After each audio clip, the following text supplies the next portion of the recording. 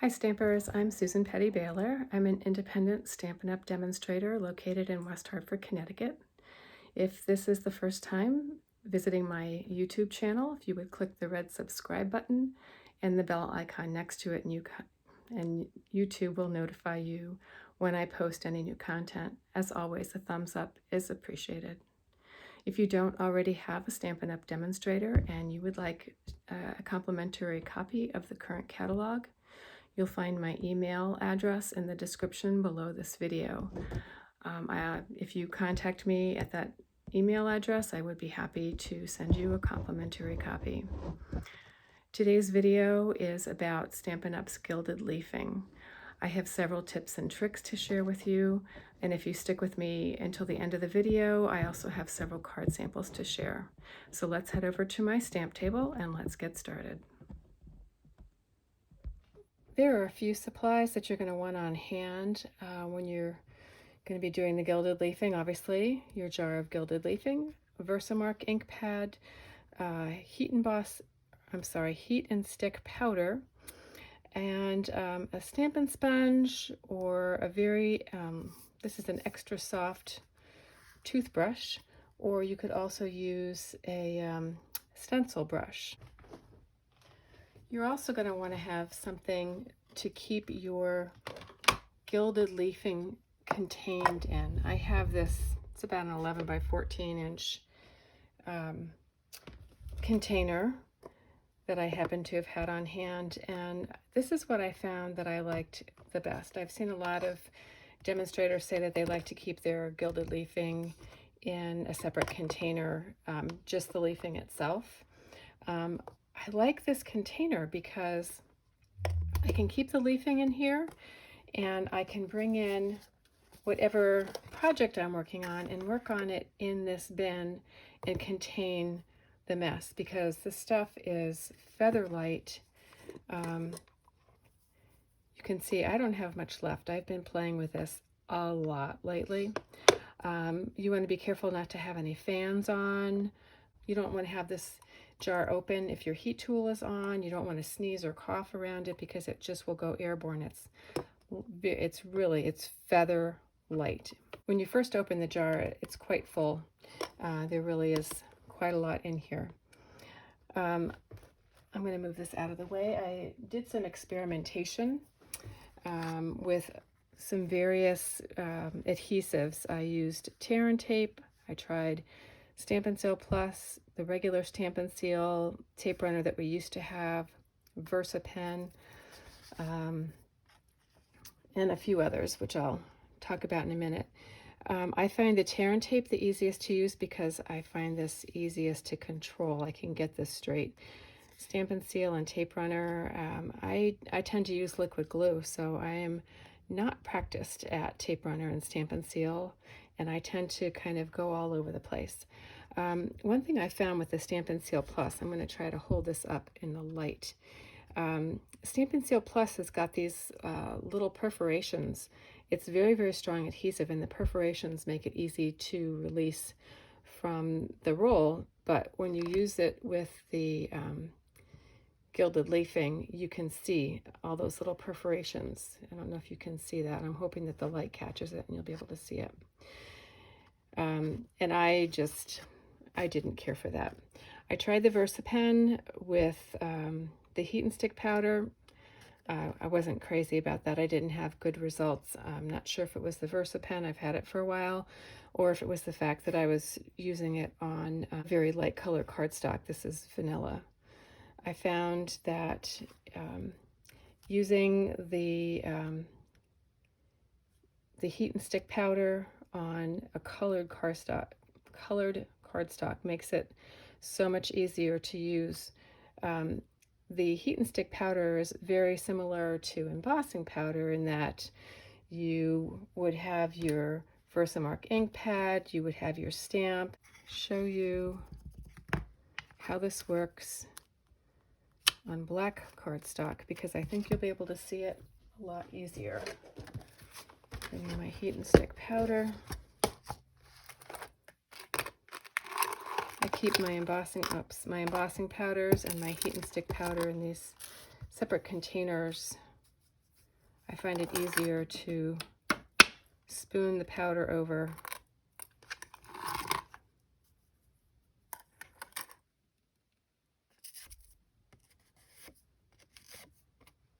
and just let it all fall back into the container. And I always save the anti-desiccant pouches that you find, the silica gel pouches that you find in medication, shoe boxes, all kinds of different places, and that helps to prevent clumping. It's just the way I do it. I find it the easiest.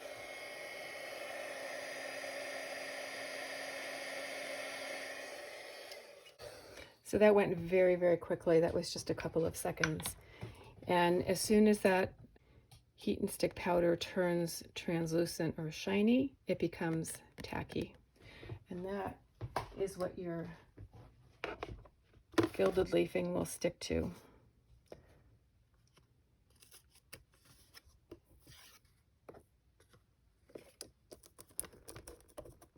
And you want to just take some of the leafing, oops, and press it into the heat and stick powder. You can burnish it off with your fingers. I like to use a Stampin' sponge to brush it off, and if I have something with fine detail, that's when I'll use the extra soft toothbrush. So let me show you how this works on this card project that I have. I have a piece of, it was 5 1/4 by 4-inch designer series paper. It was the Fine Art Floral designer series paper. And I'm going to take this, let me just show you this art gallery stamp set that I'm using. This is a 2-step stamp. This is the kind of background stamp, and then this is the more detailed stamp, and this is the one that I'm using with the Versamark. And I'm just going to stamp on my designer paper. And let's see, right about like so. Give that a good press. And then I'm also going to use this other smaller highlight stamp in the middle of that one. Heat and stick powder.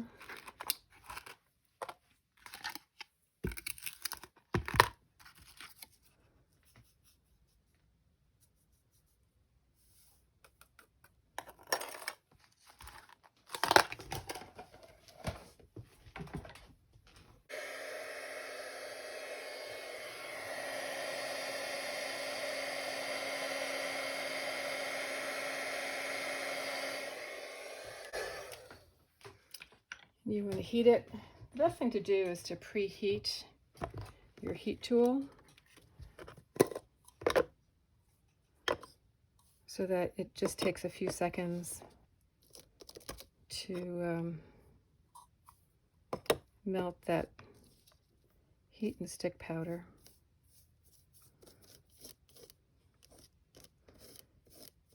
And then you just want to press gilded leafing into where the heat and stick powder was. Burnish it with your finger.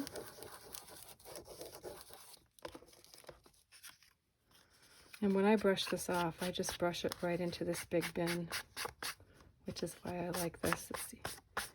Then I don't have this stuff all over my workspace. Although I have to say, I do have this stuff all over my workspace. It is crazy, crazy light. It's been airborne. I have it all over the place. All right, and I have a piece of Poppy Parade. I chose this color because it's one of the colors in this Fine Art Floral Designer Series paper.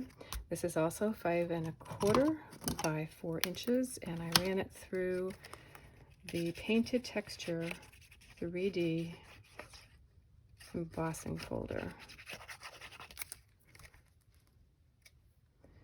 And I'm just going to mount this right along the edge here.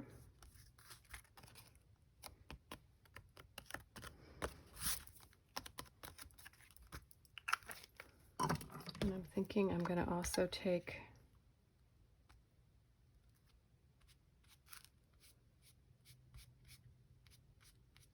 my Versamark pad, pick up some of the edges of the embossing.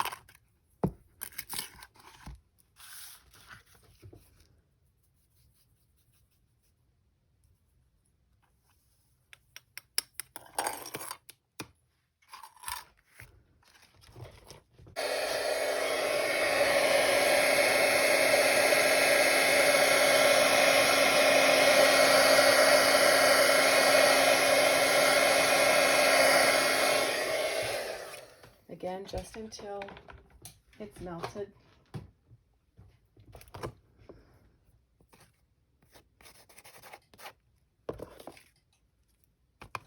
And all these little flakes you can reuse.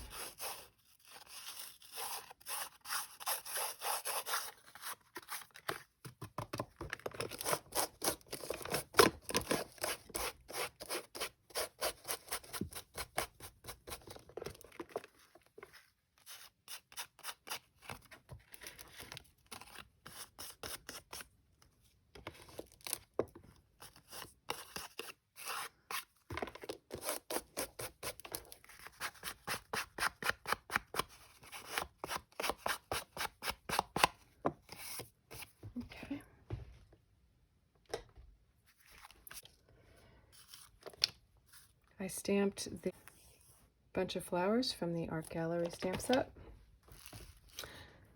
in Poppy Parade and Mossy Meadow. And then I tried something else with this. I took a block and literally a single drop of the Tombow multi-purpose liquid glue.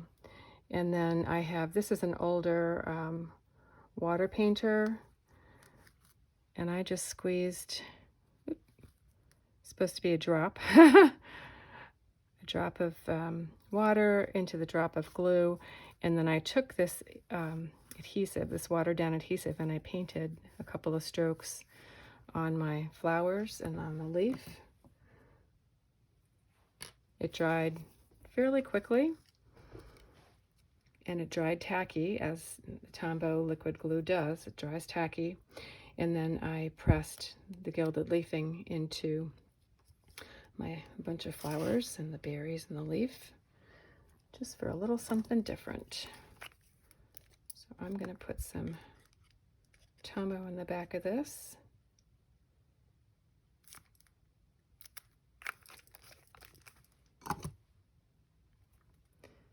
And I'm just going to tuck this in here. And I stamped Happy Birthday from the same stamp set, Art Gallery, on a piece of 1/4 inch scrap. And I think I'm going to put that right here with some dimensionals. While this is drying, I'm going to mount this on an 8.5 by 4 1/4 piece of thick white cardstock, basic white, scored at 4 1/4. I'm sorry, scored at 5.5 inches. I think I just moved that a hair. This is what I like about the multi-purpose liquid glue. You get a few seconds where you can move it around a little bit.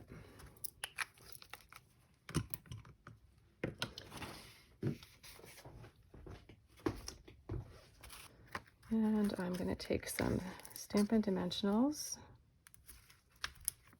and put them on the back of my greeting.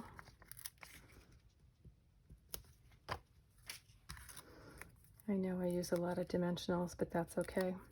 This is probably going to get sent in the mail, and when it goes through the postal machine, I don't want that greeting to collapse. So let's see, I guess right about here. Okay.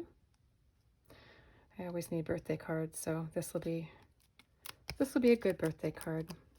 I'm not sure if I like the gold leafing or on the background. I think there's a little bit more there than I had planned, but in any case, that is okay. Okay, so that is our project. Let me bring in some of the other cards that I made. This is a card that I made using the basic pattern decorative masks, kind of a filigree pattern. This used a lot of the gilded leafing. I also cut out the word sympathy from the well-written framelits that coordinates with the well said stamp set. And when I ran that through, I put sticky sheet on my cardstock. Normally when I use sticky sheet, I'm using it so that when I want to, so that the adhesive is on the back of the word. This time I ran it through with the adhesive on top of the cardstock, so that when I peel off the adhesive, it's the top that's sticky. So I was able to press the gilded leafing into the sympathy. This was a little bit tricky because it's such thin writing. So it was pretty easy to press the gilded leafing into it, and then I was able to brush it off a little bit with the brush while holding it in my hand. But what I found was the easiest was I glued this down after I had most of the gilded leafing, or cleaned up, I should say, and then I took this brush and I just really went at it, and that got a lot of the around a lot of the edges. And I used gold embossing powder. I stamped Sending. It's also from the Well Said stamp set. So you can see that the leafing goes quite nicely with gold embossing powder. And let's see, I made several cards using the Art Gallery stamp set again. I made these two. This was one of my first ones. This Love is also from the same well-written dies. And the reason I wanted to show you this one is I was making a second one. I wanted to send this to my big sister who's not feeling so well right now. And I gold embossed I'm Thinking of You. And I did the same thing here. I used the more detailed stamp. And so I stamped, let's see, I used this background stamp to stamp the flower in Mary Merlot, used the detailed stamp to stamp with Versamark, used the heat and stick powder, and then the gilded leafing. But what happened is I probably overheated the heat and stick powder on this side of the flower, so I only had gilded leafing over here. So what I tried was this Versamarker. This is not something that Stampin' Up sells, but you can get it online through Amazon or Joann's, Michael's, those kind of places. Anyway, I took the thick tip and I brushed on some of the Versamark, and then went over it with the, sprinkled on the heat and stick powder and the gilded leafing, and so that I was able to fill in that side of the flower, and it looks great, I think. I also mounted this on a piece of cardstock where I used the tear and tape, and I just did an edge of tear and tape on a piece of cardstock. So like this, just put tear and tape right up against the very edge of the cardstock, and then I pressed the gilded leafing into the adhesive and then used it as a layer. And you could do this with the gold foil, but I liked that it was similar, you know, the same gilded leafing as the flower. I liked that. I took the Just Wanted to Say words from the same stamp set and die set, the Floral Gallery dies.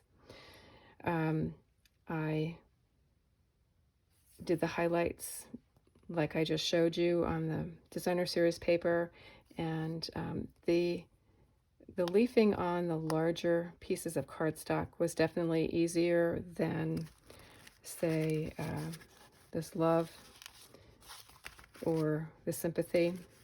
They were a little bit chunkier, easier to handle, but still, you know, I just got most of it off with a Stampin' Sponge and then used the brush to clean it up after it was glued down.